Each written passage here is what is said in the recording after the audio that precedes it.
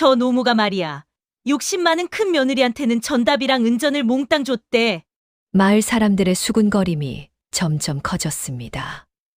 막내에게는 아무것도 안 주고 그저 자기를 모시라고 했대. 저기 봐, 막내 며느리가 모시고 가잖아. 노모가 욕심 많고 못된 큰 며느리 손에 놀아난 거 아니겠어? 하지만 그들은 미처 알지 못했습니다. 노모의 선택은 아무도 예상하지 못한 결과를 가져온다는 걸. 자, 이제부터 진짜 이야기가 시작됩니다. 때는 숙종 말년의 가을이었습니다. 한양 성박 북쪽 기슭에 자리한 옥천 마을. 골목 깊숙이 들어서면 기와도 몇 장 빠지고 담장도 군데군데 허물어진 낡은 집 한 채가 있었습니다. 노모 최 씨는 그 집에 홀로 살고 있었지요. 남편 황 씨는 12년 전 지병으로 세상을 떠났고 슬하에 두 아들을 두었습니다. 큰아들은 북촌 가까운 곳에 살림을 차렸고 막내 아들은 성박 동쪽 기슭에 살림을 꾸렸습니다. 어느 봄날 아침 큰아들 내외가 찾아왔습니다. 큰며느리 영임이 공손히 절을 올렸습니다. 어머니, 안녕히 계셨습니까? 영임의 눈은 이미 방 안을 훑고 있었습니다. 낡은 이불, 금이 간 사발, 먼지 쌓인 선반. 부엌을 슬쩍 들여다보니 쌀이 한 줌도 채 되지 않았고 장독에는 된장 한 종지뿐이었습니다. 어머니, 살림이 많이 어려우신가 봐요? 괜찮다. 노모 최 씨는 짧게 답했습니다. 요새 뭐 필요하신 건 없으시고요?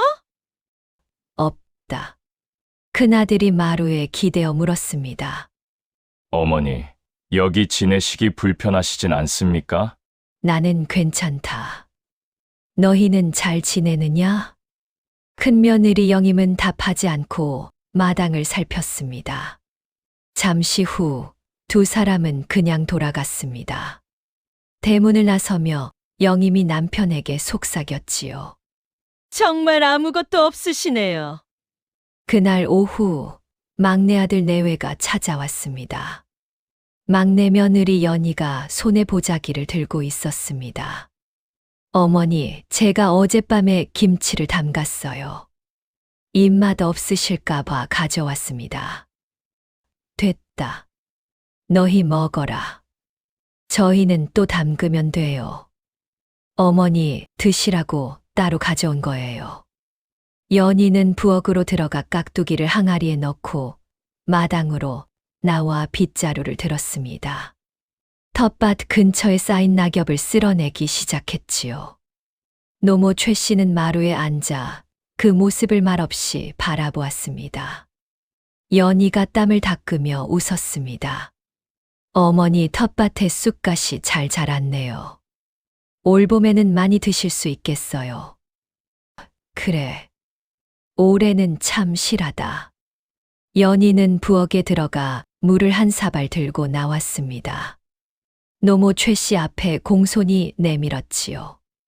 노모는 물을 받아 천천히 마셨습니다. 해가 기울어서야 막내 내외가 돌아갔습니다. 최 씨는 혼자 마루에 남아 저녁 하늘을 바라보았습니다. 그날 밤 노모 최 씨는 작은 등잔에 불을 켜고 방으로 들어갔습니다. 벽 한쪽에 낡은 뒤주 하나.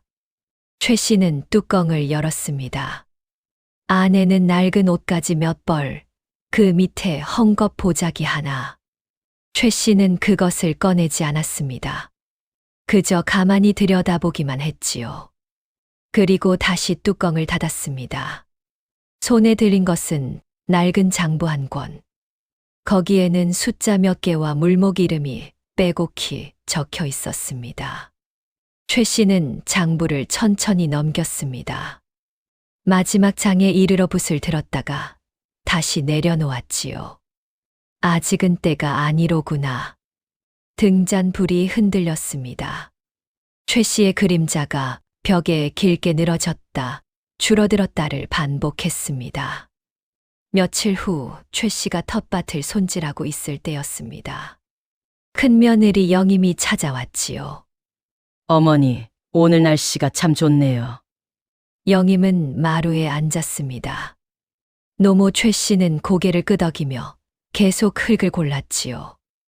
어머니, 혼자 하시면 힘드시지 않아요? 영임은 그렇게 말하고도 손을 내밀지 않았습니다. 그저 치맛자락을 만지작거렸지요. 어머니, 요새 장에 좋은 옥양목이 들어왔다던데요. 나중에 시간 나시면 같이 가시지요. 먼저 가보겠습니다. 집안일이 밀려 있어서요. 영임은 마당도 쓸지 않고 부엌도 들여다보지 않았습니다. 치맛자락을 툭툭 털고 나갔지요. 최 씨는 그 뒷모습을 말없이 바라보았습니다. 그날 오후 막내 며느리 연희가 왔습니다. 손에 삼배 보자기 하나를 들고 있었지요. 어머니, 연희는 인사도 제대로 하기 전에 마당으로 성큼 들어섰습니다. 노모 옆에 쪼그리고 앉아 흙을 고르기 시작했지요. 어머니, 좀 쉬세요. 제가 할게요. 자풀이 언제 이렇게 자랐을까? 연희는 말하면서 손을 쉬지 않았습니다. 한참 후 일어나 부엌으로 들어갔지요. 물동이를 들고 나와 텃밭에 물을 주었습니다. 어머니, 물 한 사발 드릴까요? 그래, 다오. 노모가 물을 마시는 동안 연희는 마루를 쓸었습니다. 그리고 보자기를 풀었지요. 어머니 장터에서 물을 좀 얻어왔어요. 맑은 묵국 끓이시라고요. 연희는 웃으며 부엌에 물을 놓고 돌아갔습니다. 해가 기울 무렵이었지요. 최 씨는 혼자 마루에 앉아 텃밭을 바라보았습니다. 아침엔 큰 며느리가 앉아 있던 자리, 오후엔 막내 며느리가 흙을 고르던 자리. 최 씨는 천천히 고개를 끄덕였습니다. 그날 밤, 노모 최 씨는 장부를 꺼내 펼쳤습니다. 거기에는 두 줄의 이름이 있었습니다. 하나는 큰아들 황도준, 하나는 막내아들 황도겸. 최 씨는 그 사이에 작은 글씨로 무언가를 적었습니다. 그리고 장부를 덮었지요. 때가 되면 알게 되겠지. 보름이 지났습니다. 우물가에서 아낙네들이 수군거렸습니다. 옥천댁 최 씨 집에 재산이 있다던데요. 그러게 말이에요. 어제 장에서 들었는데 옛날에 남편분이 포목 장사를 크게 하셨다잖아요. 다 망하셨다던데요. 망한 게 아니라 숨겨두신 거래요. 전답이며 돈이며 다 감춰뒀다던데. 소문은 하루 만에 마을 전체로 퍼졌습니다. 큰아들이 그 소문을 들었습니다. 집으로 돌아와 큰며느리 영임에게 말했지요. 어머니 댁에 재산이 있다는 소문이 돌아. 영임은 손에 들고 있던 물동이를 내려놓았습니다. 영임의 눈빛이 달라졌습니다. 영임은 잠시 생각하다가 치맛자락을 털었습니다. 내일 어머니 댁에 가봐야겠어요. 다음 날 영임이 노모를 찾아왔습니다. 어머니, 요새 마을에 소문이 도는데요. 최 씨는 텃밭에서 쑥갓을 솟고 있었습니다. 무슨 소문? 어머니 댁에 재산이 있다는 소문이요. 최 씨는 쑥갓을 털며 고개를 저었습니다. 헛소문이다. 내 시애비가 망한 것을 내가 모르겠느냐? 재산이 어디 있겠느냐? 영임은 부엌 쪽을 슬쩍 보았습니다. 마루를 훑고 마당을 살폈지요. 어머니, 혹시 조금이라도 남겨두신 거 없으세요? 없다. 최 씨의 목소리는 단호했습니다. 영임은 더 묻지 못하고 돌아갔지요. 며칠 후 막내 아들도 소문을 들었습니다. 집으로 돌아와 부인 연희에게 말했습니다. 마을에서 어머니 댁에 재산이 있다던데. 연희는 저녁을 짓던 손을 멈추었습니다. 어머님이 그러셨어요? 아니, 마을 소문이야. 연희는 고개를 저었습니다. 소문은 소문일 뿐이에요. 어머님 어려우신 거 우리가 아는데 그런 생각 하지 마세요. 우리가 할 일은 어머님 편히 계시게 하는 것뿐이에요. 연희는 다시 밥을 지었지요. 그날 밤 노모 최 씨는 장부를 꺼내 펼쳤습니다. 큰아들 이름 옆에 작은 글씨로 적었습니다. 재산을 묻는 자. 막내 아들 이름 옆에도 적었지요. 재산을 묻지 않는 자. 노모는 장부를 덮었습니다. 그 무렵 마을에 작은 소동이 있었습니다. 최 씨의 집 담장 한쪽이 무너진 것입니다. 오래된 흙담이라 비 한 번에 푹 꺼져 버렸지요. 마을 이장이 찾아왔습니다. 박 씨 어르신, 담장이 저리 허물어지면 큰일 납니다. 도둑이라도 들면 어쩌게요. 최 씨는 고개를 끄덕였습니다. 알고 있네. 이장이 돌아간 후 최 씨는 마루에 앉아 무너진 담장을 바라보았습니다. 그날 저녁 막내 며느리 연희가 찾아왔습니다. 어머니, 담장이 많이 허물어졌네요. 괜찮다. 그냥 살면 되지. 어머니, 제가 내일 흙벽돌 좀 구해올게요. 됐다. 너희 살림도 어려운데. 저희는 괜찮아요. 어머님 계신 곳이 먼저예요. 연희는 다음 날 새벽부터 품을 팔았습니다. 하루 종일 남의 집 빨래를 하고 바치를 거들었지요. 해가 질 무렵 손에 쥔 엽전 몇 잎을 들고 흙벽돌 집으로 갔습니다. 흙벽돌 10장만 주십시오. 어디 쓸 거요? 시어머님 담장이 무너졌습니다. 주인은 고개를 끄덕이며 흙벽돌을 내주었지요. 연희는 그것을 등에 지고 최 씨 댁으로 갔습니다. 마당에 내려놓고 마을 미장이를 찾아갔지요. 아저씨, 내일 우리 시어머니 담장 좀 올려주세요. 품 이거면 되겠습니까? 연희는 남은 엽전을 내밀었습니다. 미장이는 고개를 끄덕였습니다. 다음 날 미장이가 와서 담장을 쌓았습니다. 연희는 밑에서 벽돌을 건네고 물을 날랐지요. 해가 질 무렵 담장이 완성되었습니다. 노모 최 씨는 마루에 앉아 그 모습을 지켜보았습니다. 연희가 땀을 닦으며 웃었습니다. 연희는 그날도 마당을 쓸고 부엌에 물을 채워놓고 돌아갔습니다. 이틀 후 큰며느리 영임이 마을 아낙네 둘을 데리고 왔습니다. 영임은 마루에 올라 담장을 둘러보았습니다. 제가 품 마련해서 미장이 불렀습니다. 옆에 있던 아낙네가 말했습니다. 어머, 큰며느리가 효성이 지극하네요. 당연한 일 아니겠습니까? 제가 어찌 시어머님 불편하신 걸 그냥 두겠습니까? 아낙네들이 고개를 끄덕이며 말했습니다. 참 착한 며느리 두셨습니다. 노모 최 씨는 아무 말 없이 앉아 있었습니다. 그 눈빛은 무언가를 가만히 지켜보고 있었지요. 그날 밤 최 씨는 장부를 펼쳤습니다. 큰아들 이름 옆에 작은 글씨로 무언가를 적었습니다. 막내 아들 이름 옆에도 글씨를 더했지요. 최 씨는 장부를 덮고 천천히 고개를 끄덕였습니다. 마을 사람들은 몰랐습니다. 누가 진짜 그 담장을 쌓았는지, 그리고 누가 그 공을 가로챘는지 말입니다. 사흘 후 노모 최 씨는 장터에 나갔습니다. 텃밭에 쑥갓 한 단을 팔러 갔지요. 장터 한쪽에서 미장이를 만났습니다. 어르신, 담장은 이제 괜찮으시지요? 막내 며느리가 참 효성이 지극합니다. 품 팔아서 벽돌 사셨다던데요. 최 씨는 아무 말 없이 고개만 끄덕였습니다. 미장이가 덧붙였지요. 근데 큰며느리가 하셨다고 소문이 잘못 났더라고요. 최 씨는 여전히 말이 없었습니다.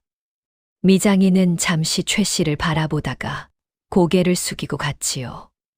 어느 날 노모 최 씨가 두 아들을 불렀습니다. 내일 모두 집으로 오너라. 큰아들과 막내 아들은 다음 날 최 씨 댁으로 갔습니다. 최 씨는 두 아들을 번갈아 보았습니다. 내가 나이가 들었다. 그리고 천천히 입을 열었지요. 너희 아비가 남긴 것이 있다. 장사가 기울었어도 이것만큼은 지켜두었다. 큰아들의 눈빛이 흔들렸습니다. 막내 아들은 고개를 들었지요.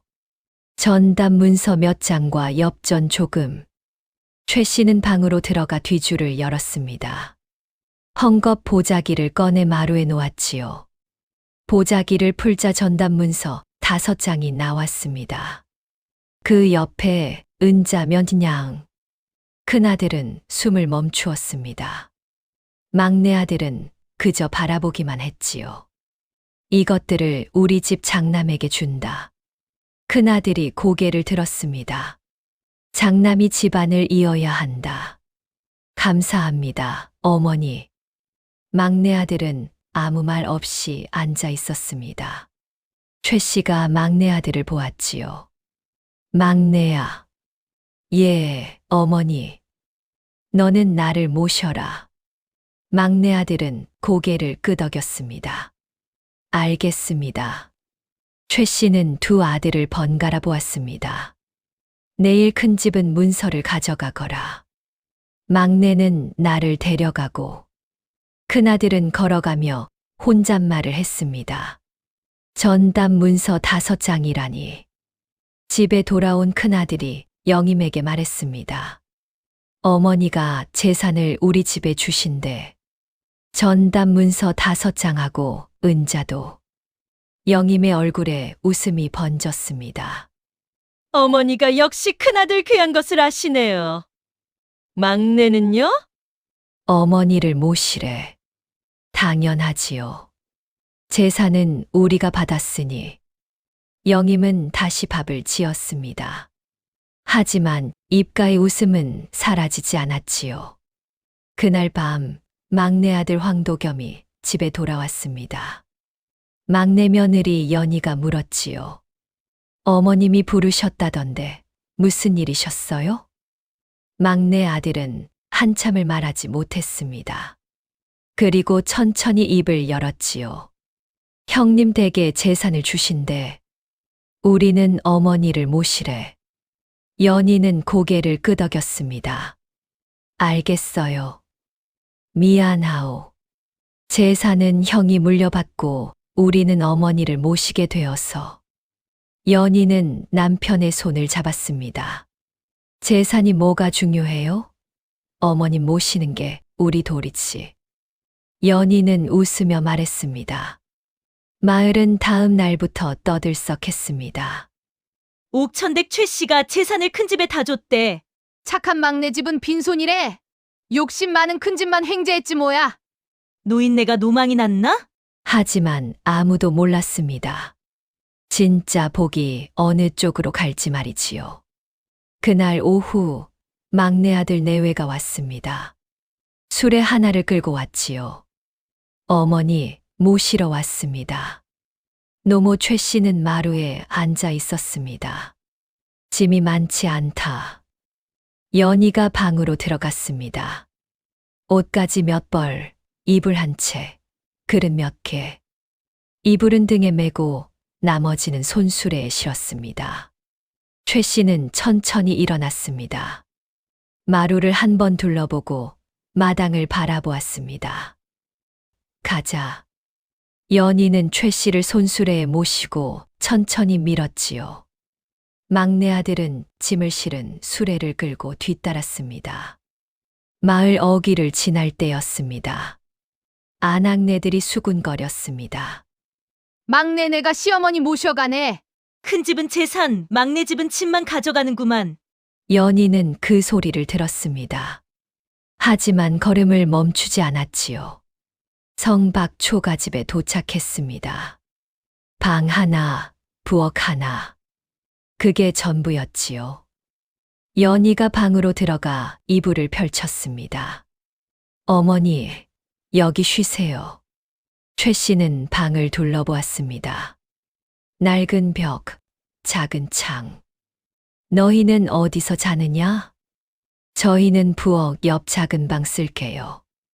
막내 아들이 거들었습니다. 어머니 불편하시겠습니다. 괜찮다. 그날 저녁 연희가 밥상을 들고 왔습니다. 보리밥 한 그릇, 된장국, 나물 한 접시. 연희는 최 씨께 먼저 드렸습니다. 어머니, 드세요. 최 씨는 숟가락을 들었습니다. 막내 아들 내외는 부엌에서 밥을 먹었지요. 그날 밤 최 씨는 작은 방에 누워 있었습니다. 밖에서 바람 소리가 들렸습니다. 연희가 문을 열고 들어왔습니다. 어머니, 춥지 않으세요? 연희는 이불을 한 겹 더 덮어드렸습니다. 이불이 너희 것 아니냐? 저는 괜찮아요. 어머님이 편히 주무셔야지요. 연희는 문을 닫고 나갔습니다. 최 씨는 천장을 바라보았습니다. 어둠 속에서 작은 한숨이 새어 나왔지요. 그날 밤 연희는 쪽방으로 들어갔습니다. 부엌 옆에 작은 방, 바람이 벽 틈으로 들어왔지요. 막내 아들이 물었습니다. 좁은데 괜찮겠어? 괜찮아요. 어머님이 편히 주무시는 게 먼저예요. 두 사람은 얇은 이불 한 채를 덮고 누웠습니다. 한밤중 연희가 일어났습니다. 노모 방 앞으로 가서 귀를 기울였습니다. 안에서 작은 기침 소리가 들렸지요. 연희는 부엌으로 가서 물을 데웠습니다. 사발에 따르고 살금살금 방문을 열었습니다. 어머니, 물 한 사발 드세요. 기침하시는 것 같아서요. 최 씨는 눈을 떴습니다. 자다 일어난 거냐? 어머님 목이 마르실 것 같아서요. 최 씨는 물을 받아 마셨습니다. 연희는 이불을 다시 덮어드렸지요. 똥이 트기 전 연희가 일어났습니다. 부엌으로 가서 불을 지폈지요. 보리쌀을 씻어 밥을 지었습니다. 된장을 풀어 국을 끓였습니다. 해가 뜰 무렵 상을 차려 노모 방으로 들어갔습니다. 어머니, 진지 드세요. 최 씨는 일어나 앉았습니다. 창 밖을 보더니 고개를 들었지요. 너희는? 저희는 먹었어요.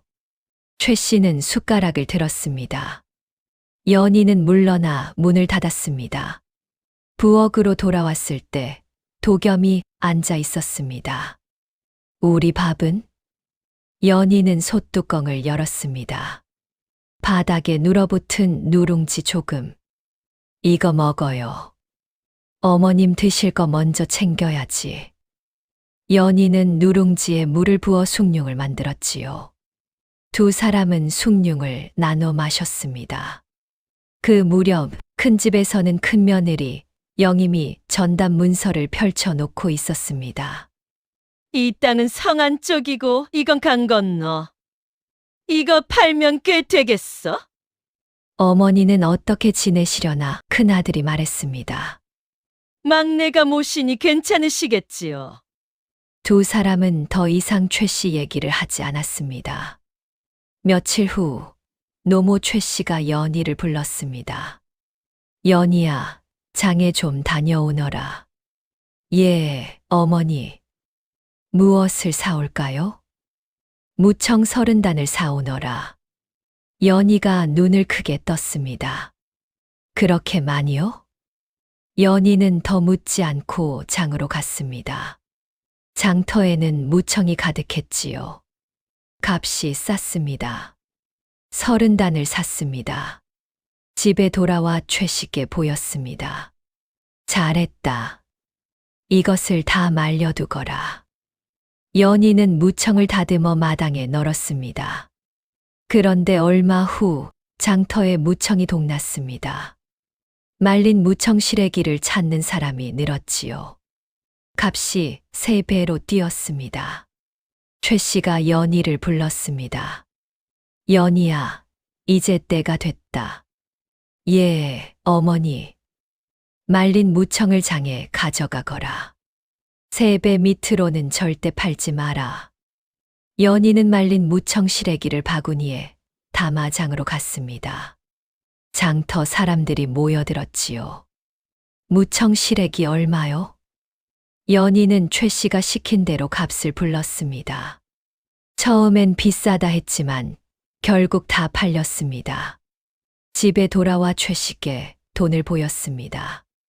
어머니, 다 팔았어요. 최 씨는 웃으며 말했습니다. 물건은 흔할 때 사서 귀할 때 파는 게다. 연희는 고개를 끄덕였습니다. 며칠 후 최 씨가 또 말했습니다. 연희야, 장에 가거든 삼배실을 10꾸러미 사오너라. 연희가 놀라 물었습니다. 그렇게 많이요? 배를 안 짜는데. 짜지 않아도 된다.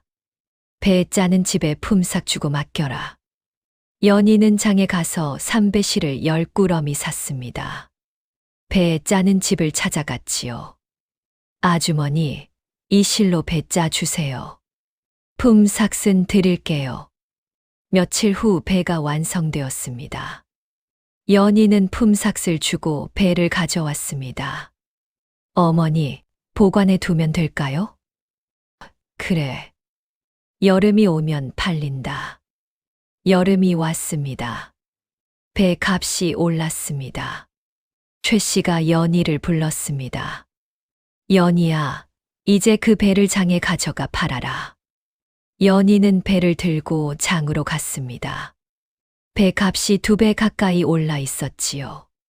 배를 팔고 돌아왔습니다. 실값과 품삯을 빼도 남는 돈이 넉넉했습니다.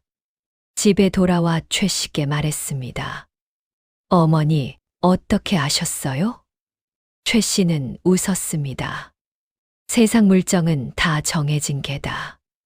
계절 따라 사람 사는 것 따라. 연희는 최 씨 옆에 앉았습니다. 어머니, 더 가르쳐 주세요. 최 씨는 고개를 끄덕였습니다. 봄엔 나물이 흔하다. 말려두면 겨울에 팔린다. 가을엔 곡식이 흔하다. 봄엔 귀해진다. 사람이 필요한 것은 정해져 있다.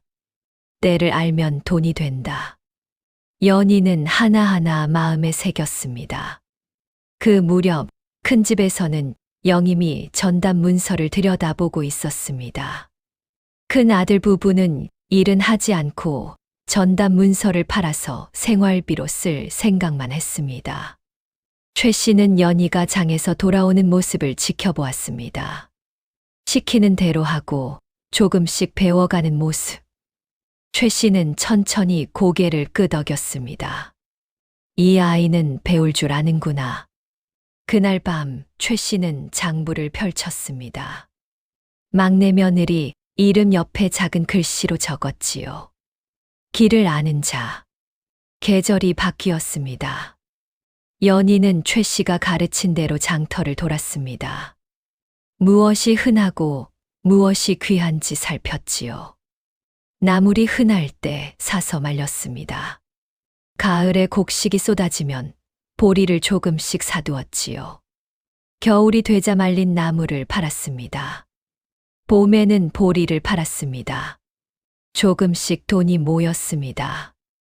연희는 그 돈으로 더 많이 샀습니다. 삼배실, 무명, 계절 따라 팔았지요. 어느 해 연희는 손수레를 샀습니다. 물건을 더 많이 실을 수 있었지요. 장터에서 연희를 알아보는 사람들이 많아졌습니다. 저 막내 며느리 장사를 제법 하네. 물건 보는 눈이 있어. 연희는 조금씩 거래처를 늘렸습니다. 성안 포목전, 곡물 도매상.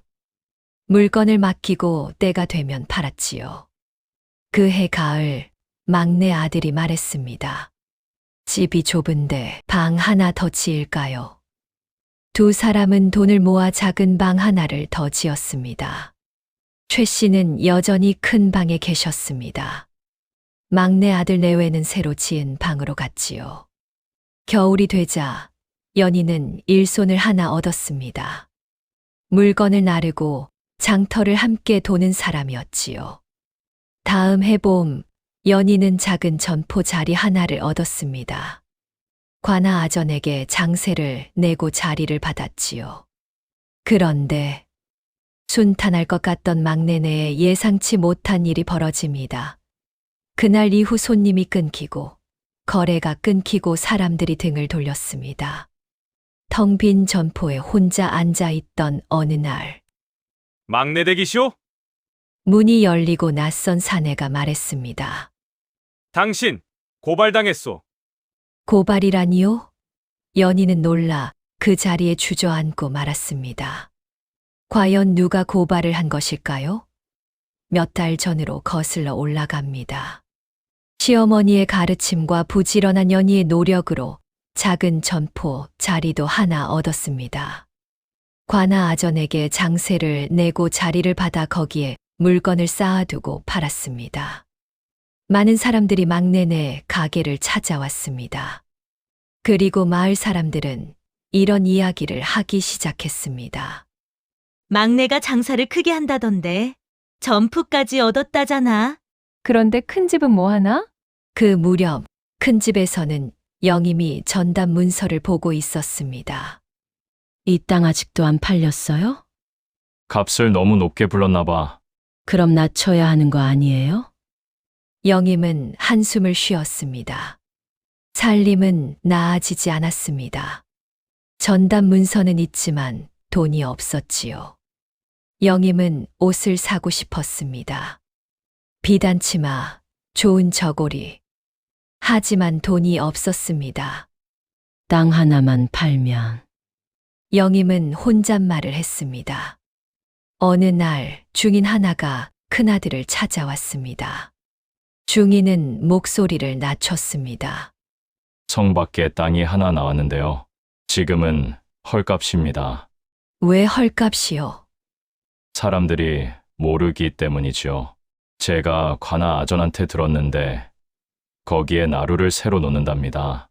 한양으로 이어지는 큰 길목이 생기는 겁니다. 그럼 그 땅값이 3배는 됩니다. 정말입니까? 제가 거짓말하겠습니까? 지금 사두시면 떼돈 버십니다. 도주는 집으로 돌아와 영임에게 말했습니다. 땅을 하나 더 사야겠어. 관아에서 나루를 놓을 자리라는 구먼. 값이 3배로 뛸 거래. 도주는 성안 논 문서를 들고 중인을 찾아갔습니다. 이 논을 팔고 그 돈으로 성밖 땅을 사겠소. 중인은 웃으며 고개를 끄덕였습니다. 성안 논을 팔았습니다.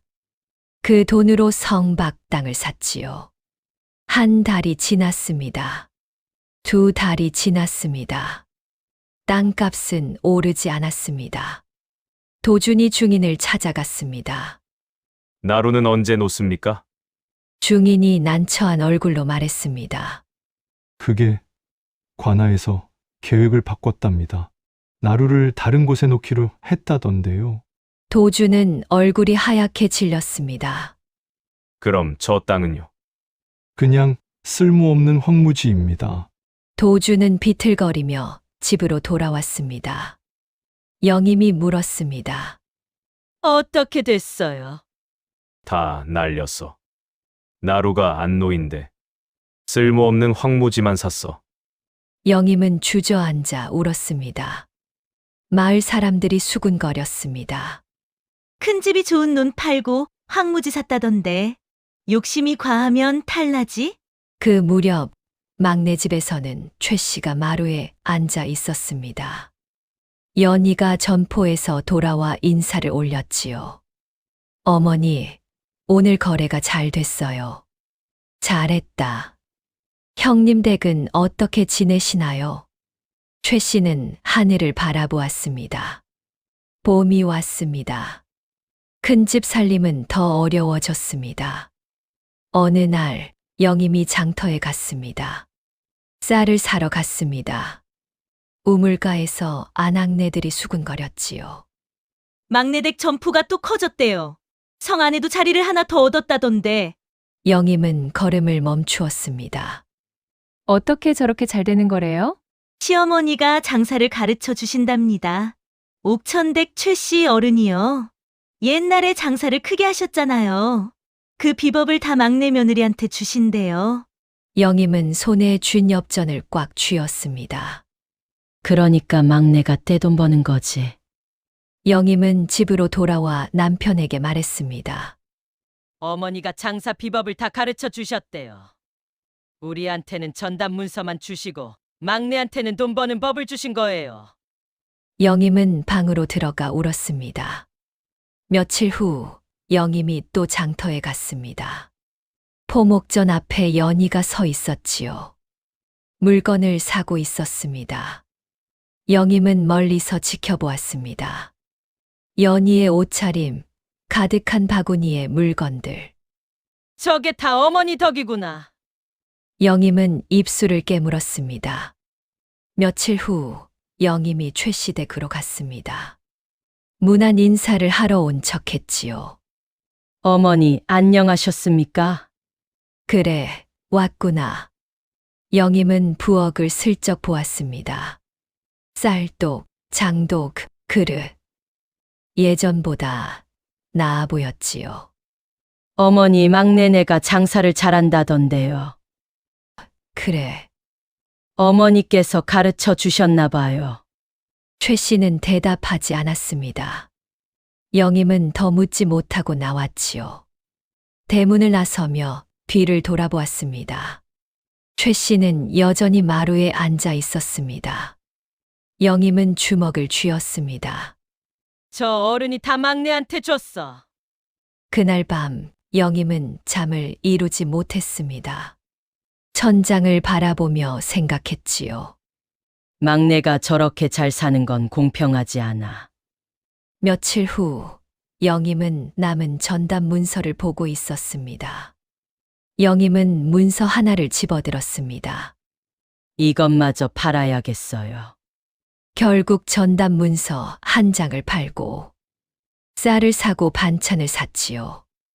며칠 후 영임이 장터로 갔습니다. 연희의 전포 앞을 지나갔지요. 전포 안에는 무명, 삼배, 곡식이 쌓여 있었습니다. 영임은 안을 들여다보았습니다. 연희는 손님을 맡고 있었지요. 저 물건들 사이에 불량품을 섞어야겠다. 그럼 손님들이 항의할 거고 소문이 나서 막내네 상단이 무너지면 어머니가 우리한테 오실 거야. 며칠 후 영임은 장터에서 헌 무명을 샀습니다. 구멍 난 것, 얼룩진 것. 집으로 가져와 보자기에 쌌지요. 그리고 막내네 점포로 갔습니다. 창문이 조금 열려 있었습니다. 영임은 손을 넣어 안쪽을 더듬었습니다. 무명 한 피를 꺼냈지요. 그리고 헌 무명을 넣었습니다. 이튿날 손님 하나가 연희의 점포로 왔습니다. 이 무명 어제 샀는데 구멍이 있어요. 연희는 놀라 무명을 펼쳤습니다. 구멍이 여러 개 있었지요. 어떻게 된 거지? 돈 돌려주세요. 연희는 돈을 돌려주었습니다. 손님은 투덜거리며 나갔지요. 마을에 소문이 퍼졌습니다. 막내댁 전포에서 불량품을 팔았대. 장사 잘 한다더니 이제 속이나 봐. 영임은 그 소문을 들으며 웃었습니다. 며칠 후 영임은 또 전포로 갔습니다. 이번에는 거래 장부를 노렸지요. 창문으로 손을 넣어 장부를 꺼냈습니다. 몇 장을 찢어냈지요. 그리고 다시 넣었습니다. 그 달말 거래처들이 장부를 맞추는 날이 되었습니다. 거래처 주인이 연희를 찾아왔습니다. 지난달 곡식값이 안 맞는데요. 연희는 장부를 펼쳤습니다. 몇 장이 찢어져 있었지요. 이게 어떻게 된 거예요? 거래처 주인은 화를 냈습니다. 장사를 이렇게 하면 어떡해요? 연희는 당황했습니다. 영임은 멀리서 그 모습을 지켜보았습니다. 입가에 미소가 번졌지요. 이제 됐다. 며칠 후 영임은 관하로 갔습니다. 아전 하나가 나왔습니다. 무슨 일이요? 영임은 고개를 숙였습니다. 고발할 일이 있습니다. 제 시동생 댁이 상단을 하는데 불량품을 팔고 장세도 제대로 안 냅니다. 헌무명을 새 것이라 속여 팝니다. 손님들이 다 속았어요. 그리고 점포가 둘인데 하나만 신고했대요. 아전은 장부를 펼쳤습니다. 아전은 장부를 확인했습니다. 여기 보니 점포 한 개만 기록되어 있는데요. 영임은 고개를 끄덕였습니다. 그래서 고발하는 겁니다. 입가에 미소가 번졌지요. 며칠 후 관아 아전이 연희의 점포로 왔습니다. 점포 주인이 누구요? 연희가 나왔습니다. 저인데요. 고발이 들어왔소. 불량품을 팔고 장세를 속였다는. 연희는 얼굴이 하얗게 질렸습니다. 그런 적 없습니다. 조사해봐야 알겠소. 아전은 점포 안을 둘러보았습니다. 물건을 뒤적이고 장부를 펼쳤지요. 점포가 둘이라던데 예, 맞습니다. 장세는 한 군데만 냈소. 아닙니다. 둘 다 냈어요. 아전은 장부를 보았습니다. 여기엔 한 개만 나와 있어. 연희는 당황했습니다. 그럴 리 없는데. 열흘 내로 관아에 출두하시오. 연희는 그 자리에 주저앉았습니다. 그날 저녁 연희는 집으로 돌아왔습니다. 최 씨께 말씀드렸지요. 어머니, 관아에서 고발이 들어왔대요. 최 씨는 고개를 들었습니다. 무슨 고발? 불량품 팔았다고, 장세 안 냈다고. 저는 그런 적 없어요. 어머니, 누가 저를 고발했나 봐요. 최 씨는 잠시 생각했습니다. 누가 고발했느냐? 알려주지 않았어요. 최 씨는 눈을 감았습니다. 그날 밤 마을에 소문이 퍼졌습니다. 막내댁 상단이 관아에 걸렸대. 사기 쳤다던데. 장세도 안 냈다잖아. 잘 나가더니 결국 저 꼴이네. 영임은 그 소문을 들으며 웃었습니다. 소문은 더 빠르게 퍼졌습니다. 막내 댁이 증거도 못 대더래. 역시 장세 안 낸 게 맞나 봐. 거래처 주인들이 연희를 찾아왔습니다. 죄송하지만 거래를 끊어야 하겠소. 관아에 문제가 생긴 상단과는 거래 못해요. 한 사람, 두 사람. 거래처가 떠났습니다. 전포에 물건은 쌓였지만 사는 사람이 없었지요. 손님들도 발길을 끊었습니다. 연희는 텅 빈 전포에 앉아 있었습니다. 며칠 후 일손으로 쓰던 사람이 왔습니다. 죄송하지만 그만두겠습니다. 여기 계속 있으면 저까지 소문이 날 것 같아서요. 연희는 말리지 못했습니다. 그날 저녁 집으로 돌아온 연희는 지쳐 있었습니다. 최 씨가 물었습니다. 오늘은 어땠느냐? 연희는 눈물을 흘렸습니다. 거래처가 다 끊겼어요. 손님도 안 와요. 어머니, 제가 뭘 잘못한 걸까요? 최 씨는 연희의 손을 잡았습니다. 네, 잘못이 아니다. 누군가 너를 해하려 한 것이다. 연희는 고개를 들었습니다. 누가요? 최 씨는 대답하지 않았습니다. 그날 밤 연희는 전포 장부를 펼쳤습니다. 남은 물건, 밀린 값, 갚아야 할 돈. 이대로 가면 한 달 안에. 연희는 장부를 덮었습니다. 마당으로 나가 하늘을 보았습니다. 별이 빛나고 있었습니다.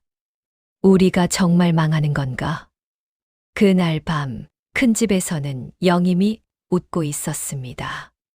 이제 며칠 안에 막내는 문 닫을 거예요. 그럼 어머니가 우리한테 오시겠지요. 드디어 우리 것을 되찾는 거예요. 노모 최 씨는 방에서 장부를 펼치고 있었습니다. 여러 권의 장부, 모든 기록. 최 씨는 천천히 고개를 끄덕였습니다. 이제 보여줄 때가 왔구나. 마을 사람들은 몰랐습니다. 막내 집이 무너지는 게 아니라 진실이 드러나기 직전이라는 걸 말입니다. 사흘 후 노모 최 씨가 관아로 갔습니다. 관아 마당에는 사람들이 모여 있었습니다. 종사를 보러 온 백성들, 마을 아낙네들이 웅성거렸지요. 군졸 2명이 문 앞에서 창을 들고 서 있었습니다. 최 씨가 안으로 들어가자 아전이 놀라 일어났습니다. 옥천댁 어르신, 어인일이십니까? 최 씨는 보자기를 내려놓았습니다.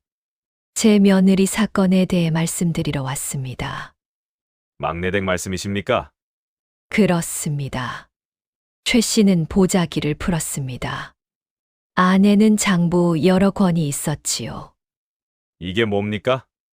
최 씨는 첫 번째 장부를 펼쳤습니다. 제 막내 며느리가 장세를 낸 기록입니다. 아전은 장부를 들여다보았습니다. 날짜, 금액, 전포, 이름 모두 적혀 있었지요. 이건 제가 직접 기록한 것입니다. 최 씨는 2번째 장부를 펼쳤습니다. 그리고 이건 거래 기록입니다. 누구에게 무엇을 팔았는지. 아전은 장부를 넘겼습니다. 불량품을 판 기록은 없었지요. 막내 며느리는 단 한 번도 불량품을 팔지 않았습니다. 최 씨는 3번째 장부를 펼쳤습니다. 그리고 이건 최 씨는 잠시 말을 멈추었습니다. 누가 물건을 바꿔치고 장부를 훼손했는지 기록한 것입니다. 아전은 눈을 크게 떴습니다. 어떻게 하셨습니까? 최 씨는 천천히 말했습니다. 전포 근처 노점상에게 부탁했습니다. 밤마다 누가 다녀가는지 지켜봐 달라고. 그리고 재를 뿌려두었습니다. 누가 들어갔다 나오면 흔적이 남지요. 아전은 고개를 끄덕였습니다. 그래서 누구입니까? 최 씨는 마지막 장을 펼쳤습니다. 큰 며느리 영임이었습니다. 아전은 숨을 멈추었습니다. 큰 며느리가요? 예. 불량품을 넣고 장부를 훼손하고 장세표를 훔쳐갔습니다. 그리고 관아의 거짓으로 고발했습니다. 최 씨는 장부를 덮었습니다. 제 목숨을 걸고 말합니다. 아전은 장부를 모두 확인했습니다. 이 기록이 모두 사실이십니까? 그렇습니다. 조사해 보겠습니다. 며칠 후 관아에서 영임을 불렀습니다. 당신이 막내댁을 고발했소? 영임은 고개를 끄덕였습니다. 예, 그렇습니다. 거짓 고발이라는데 영임의 얼굴이 하얗게 질렸습니다. 아닙니다. 옥천댁 어르신이 증거를 가져왔소. 당신이 물건을 바꿔치고 장부를 훼손했다고. 영임은 주저앉았습니다. 그리고 여러 날 밤 점포에 침입한 것을 본 증인도 있소. 아전은 장부를 펼쳤습니다. 날짜, 시간 모두 기록되어 있소. 영임은 떨었습니다. 관아는 연희의 혐의를 벗겼습니다. 대신 영임을 조사하기 시작했지요. 마을에 소문이 퍼졌습니다. 큰 며느리가 막내를 모함했대. 물건 바꿔치고 장부 훔쳤다던데. 옥천댁 어르신이 다 기록하셨다잖아. 사람들은 놀랐습니다. 그럼 막내 댁은 억울했던 거네. 큰댁 며느리가 그럴 줄 몰랐어. 거래처 주인들이 연희를 다시 찾아왔습니다. 죄송합니다. 오해했습니다. 다시 거래하고 싶습니다. 연희는 눈물을 흘렸습니다. 그날 저녁 연희는 최 씨께 인사를 올렸습니다. 어머니, 어떻게 다 아셨어요? 최 씨는 웃었습니다. 처음부터 지켜봤다. 연희는 고개를 숙였습니다. 감사합니다. 최 씨는 연희의 손을 잡았습니다. 내가 올바르게 살았기 때문이다. 내가 지켜줄 수 있었던 건. 그날 밤 최 씨는 장부를 모두 꺼내 보았습니다. 거기에는 2 며느리에 대한 기록이 빼곡했습니다. 큰 며느리 영임, 공을 가로채는 자, 재산을 묻는 자, 욕심이 가득한 자, 진실을 훔치는 자, 막내 며느리 연희, 진실을 아는 자, 나누는 자, 길을 아는 자, 상단의 주인. 최 씨는 모든 기록을 천천히 읽었습니다. 내가 보여준 것들이 증거가 되었구나. 최 씨는 장부를 덮었습니다. 며칠 후 최 씨가 두 아들을 불렀습니다. 모두 집으로 오너라. 두 아들은 최 씨 댁으로 갔습니다. 마루에 나란히 앉았지요. 최 씨는 두 아들을 번갈아 보았습니다. 내가 재산을 나눈 지 얼마나 됐느냐? 큰아들이 고개를 숙였습니다. 죄송합니다. 어머니. 사과할 필요 없다. 최 씨는 막내를 보았습니다. 너는 무엇을 받았느냐? 어머니, 저는 아무것도 받지 못했습니다. 최 씨는 고개를 저었습니다. 아니다. 너는 가장 큰 것을 받았다. 뭡니까? 최 씨는 웃었습니다. 길을 받았다. 최 씨는 일어나 연희를 불렀습니다. 연희야, 이리 오너라. 연희가 마루로 올라왔습니다. 최 씨는 연희의 손을 잡았습니다. 내가 가르친 것이 무엇이냐? 연희는 눈물을 흘렸습니다. 물건은 흔할 때, 사서 귀할 때 파는 것. 계절을 따르고 사람이 필요한 것을 아는 것. 그리고 바르게 사는 것. 최 씨는 고개를 끄덕였습니다. 그것이 진짜 재산이다. 최 씨는 큰아들을 보았습니다. 너는 전담 문서를 받았다. 그것은 돈이었다. 하지만 돈은 쓰면 없어진다. 길은 평생 남는다. 제가 잘못했습니다. 최 씨는 방으로 들어가 헝겊 보자기를 꺼냈습니다. 마루로 나와 연희 앞에 놓았지요. 보자기를 풀었습니다. 안에는 은자와 문서가 있었습니다. 이건 내 시아버지가 마지막으로 남긴 것이다. 내가 숨겨두었다. 큰 집에게 준 것이 다가 아니었다. 최 씨는 천천히 말했습니다. 너에게 전답을 준 것은 시험이었다. 돈을 어떻게 쓰는지, 욕심을 어떻게 다스리는지 보려 했다. 막내에게 나를 준 것도 시험이었다. 아무것도 없어도 어떻게 사는지, 사람을 어떻게 대하는지 보려 했다. 연희는 눈물을 흘렸습니다. 최 씨는 보자기를 연희에게 밀었습니다. 이제 이것은 내 것이다. 연희는 고개를 저었습니다. 형님 댁도 드려야지요. 큰 집은 이미 받았다. 그리고 잃었다. 최 씨는 큰아들을 보았습니다. 하지만 너희를 버리지는 않겠다. 큰아들이 고개를 들었습니다. 어머니. 최 씨는 연희에게 말했습니다. 연희야, 큰 집을 도와주어라. 예, 어머니. 최 씨는 두 아들을 번갈아 보았습니다. 큰아들은 돈을 받았고 막내는 길을 받았다. 하지만 진짜 상속은 사람을 남기는 것이다. 최 씨는 연희의 손을 잡았습니다. 이 며느리가 이 집안을 이어갈 것이다. 마을 사람들이 그 소문을 들었습니다. 옥천댁 최 씨가 막내 며느리를 안주인으로 삼으셨대. 큰 집은 땅 받고도 망했는데 막내 집은 길을 받았다던데. 역시 사람을 보는 눈이 있으셨네. 그날 밤 최 씨는 장부를 모두 태웠습니다. 마당에서 연기가 피어올랐지요. 연희가 물었습니다. 어머니, 왜 태우세요? 최 씨는 웃었습니다. 이제 필요 없다. 모든 것이 드러났으니 앞으로 쓸 장부는 내가 직접 만들 거라. 연희는 고개를 숙였습니다. 봄이 왔습니다. 막내 집 상단은 더 커졌습니다. 전포가 셋으로 늘었지요. 연희는 거래처를 돌았습니다. 어느 날 연희가 집으로 돌아왔습니다. 어머니, 오늘 큰 거래가 성사됐어요. 잘했다. 연희는 최 씨 옆에 앉았습니다. 어머니, 형님 댁은 어떻게 지내실까요?